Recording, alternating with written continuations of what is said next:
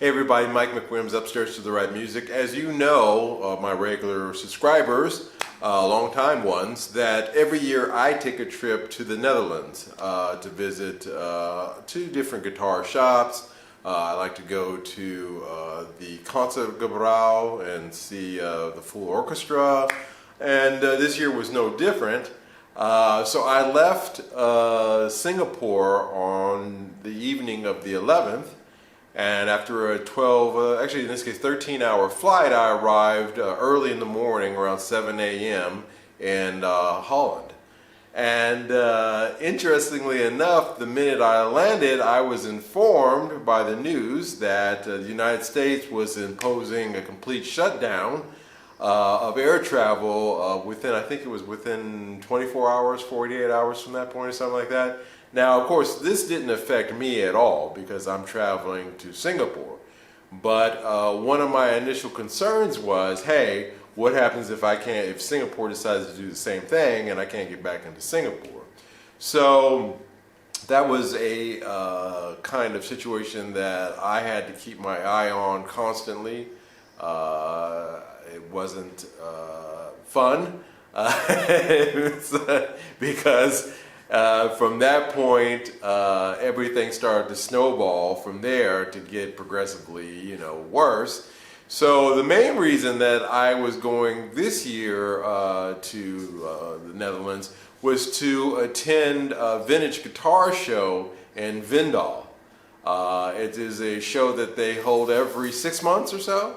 And what they do is they feature guys from all over Europe bringing in just awesome guitars, vintage guitars, and it is not a small event. We're talking about 10,000 plus people. So obviously the news came down to the wire and that was killed out. So all large-scale meetings and groupings, I think wisely enough so, because it's just a bad idea. And even before I left for Holland, in my mind I was thinking, hey, is this something I really want to go to? Well, I'll wear a mask and, I'll, do this, that, and the other. But anyway, they made it a moot point for me because it was canceled. Probably that same day that I arrived, I got news that it had been canceled. So I had taken actually a guitar with me that I had planned on doing the deal with that I showed you in the last video. There's a guy who owned a guitar shop in Amsterdam for years and years and years and years, and he moved out to the suburbs, to Utrecht, which is in the south, which is where the worst cases of the virus were happening. So I was like, oh man, do I have to go down to the south to do this deal? But if I give my word that I'm going to do something, and he and I had talked about doing this deal prior to me coming, I always try to keep my end up on it because he obviously was going to keep his end up on it. So yeah, so you see that what you see in that video footage is the actual footage of the day of me hiring a car and driving down to Utrecht to this guy's shop. I literally parked in front of the shop, walked out, went into his store, made the deal, and then got the heck back in the car, and it was about an hour drive back to Amsterdam.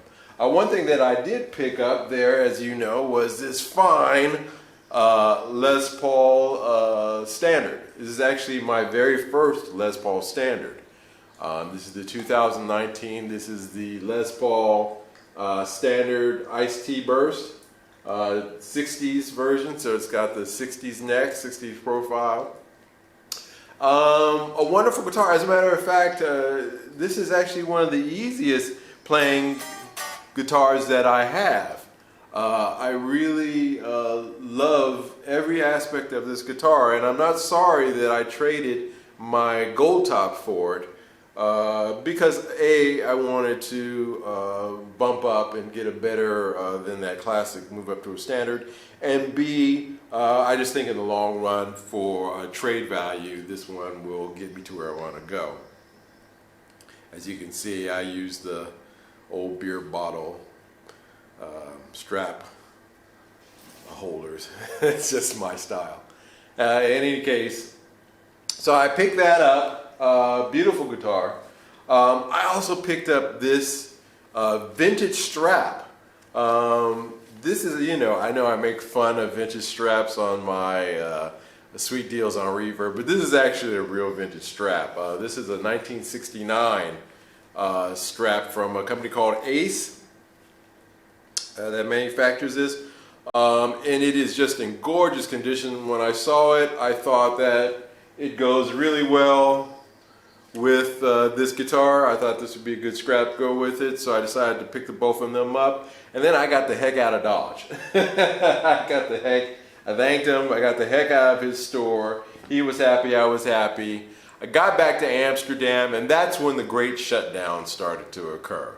I think that Friday I was able to go out and do some of my shopping that I generally do when I'm in Europe to get the stuff that I can't get here, or you can get here but it's way more expensive. By Saturday, the toilet paper runs that were occurring throughout the entire world, it seemed like, had unfortunately hit the Netherlands. And in Amsterdam, all of the Albert Heijns, which are the primarily large-scale shopping that you can do there. It's a large grocery chain. It's a large grocery chain, is what I'm trying to say. In any case, Albert Heijn had gotten hit. I had been there just the day before, and the next day I got there, a lot of stuff was gone. So, I saw the same thing here in Singapore. I had been through it because we were actually 2 weeks before what was going on, or maybe even more than that, 3 weeks before what was going on in Europe, so I knew the drill. So at that point I had to make a decision, should I book early? Should I get out of town early? Change my ticket over and try to get back to Singapore before curfew was imposed here? And I came to the conclusion, no. I didn't cut my trip short. I stayed the length of time to the following Wednesday morning and then left. Because, it was an interesting thing to witness. I was renting an Airbnb, so in the middle of the town, in the middle of Amsterdam, so I could see from my apartment window everybody walking by, and every day the crowds of people going by got less and less and less. I was in, no problem kind of position because I had a kitchen, I had food, I had, obviously I had something, to keep my entertainment going, keep my practice going up. So I was good. Oh, and I meant to say one additional thing I want to add is that, of course, that footage of me in Amsterdam, that is all the film footage that I have. I didn't record anything after the things started to go on lockdown, after everything started closing, because quite frankly I was in a mad scramble to get out and get some things done that I needed to get done before that went down, and I pretty much then quarantined myself inside of my my Airbnb. So I don't have any footage at all other than what you saw for the Amsterdam trip this year, which is kind of a bummer. But I think the footage that I got is interesting enough. At least you can see, the process of me going to get the guitar, kind of, sort of.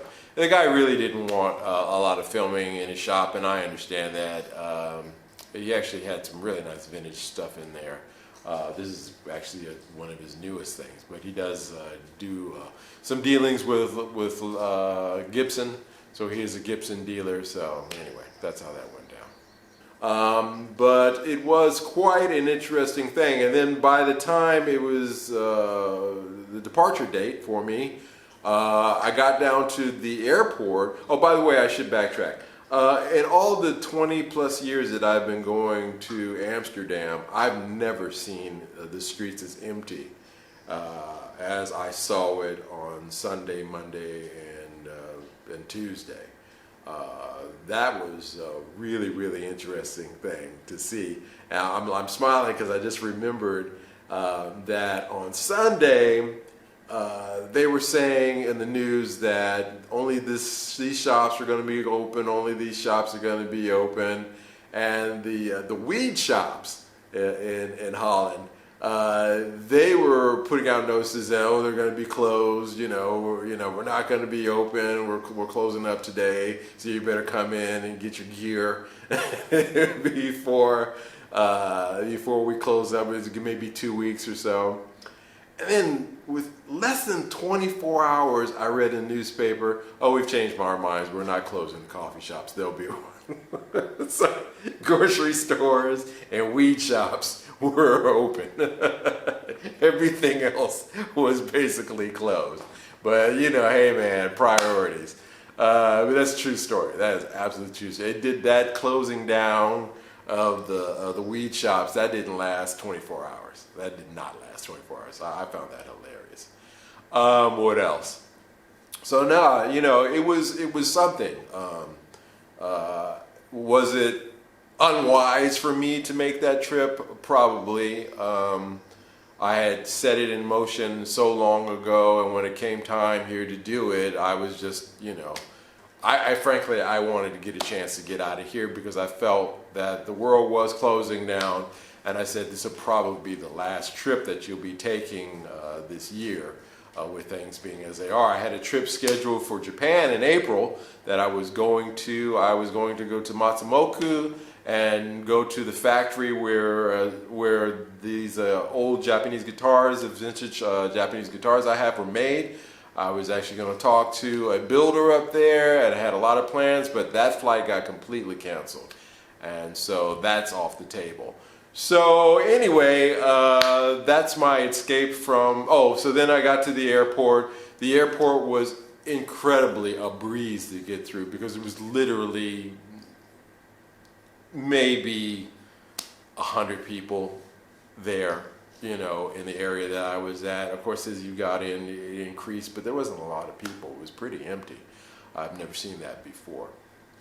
So, just anybody who was boarding on my airplane, that was basically it. Taking the same flight as mine. So anyway, I got back to Singapore, and just at midnight the next night, so I got back to Singapore on Thursday morning. So the Friday coming up is when nobody's allowed to travel out of here anymore, basically. So as I suspected, we are on lockdown here, basically, as most people are everywhere else in the world. Like Indiana Jones, I slid right under the thing as it was closing and even grabbed my hat. Got my hat from underneath. So I just made that one. It is a interesting environment situation that we're in here. This is no man's land. We don't know what to expect, what's going to come up.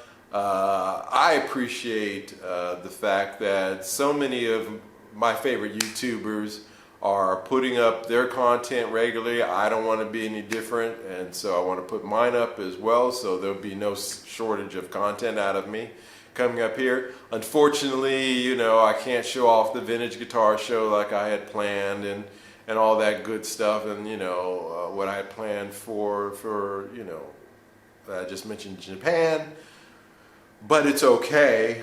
So I'm really looking forward to continuing to bring you guys content as these days progress. My most important message to you is just keep yourself safe, keep yourself out of unnecessary risk in terms of the virus is concerned. Just enjoy this time that you can have with your family if you can. I'm enjoying my time with my cats. So, just keep cool. That's my main message to everybody. Just be safe out there.